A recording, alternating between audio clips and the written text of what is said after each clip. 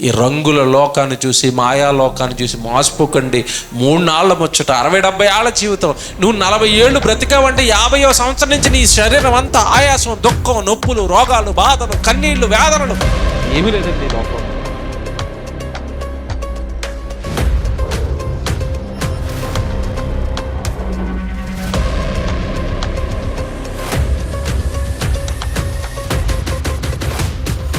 మరి చక్కటి అర్థవంతమైన ప్రతి కుటుంబం ఆలోచించగలిగే ప్రతి కుటుంబం, ఇది నా కోసమేనా, నిజంగా నేను ఇలా ఉండాలా, నా కుటుంబంలో పరిస్థితులు ఇలా ఉన్నాయా, నేను ఖచ్చితంగా నా కుటుంబాన్ని కట్టుకోవాలనే ఒక మంచి దృక్పథంతో చక్కగా చాలా డెప్త్ అండి. లిరిక్స్ అన్నీ కూడా ఏంటంటే చాలా లోతుగా ఉంటాయి.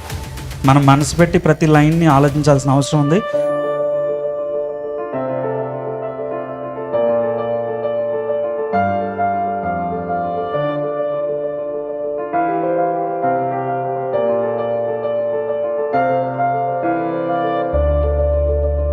ఖచ్చితంగా దాన్ని ఏమంటారంటే, ఈ సాంగ్ అనేది ప్రజల్లోకి చాలా బలంగా వెళ్తుంది అనడంలో మాత్రం నాకు ఎలాంటి సందేహం లేదు.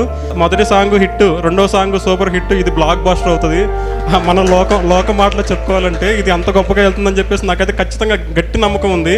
పౌలు గారికి దేవుడు అప్పగించిన బాధ్యతను పౌలు గారు మోస్తూ, దీంట్లో పెద్ద ఏమీ లేదు, ఈ బాధ్యత మన భుజాలపైన మోపింది ఎవరంటున్నాడు? దేవుడు.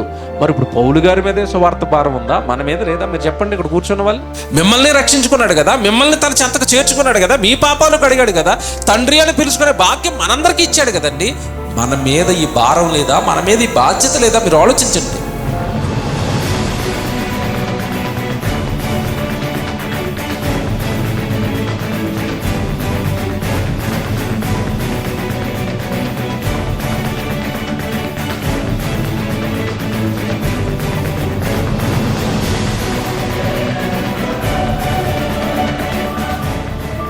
ఎంత మంచోడండి దేవుడు, నిజమండి, ఎంత మంచోడండి.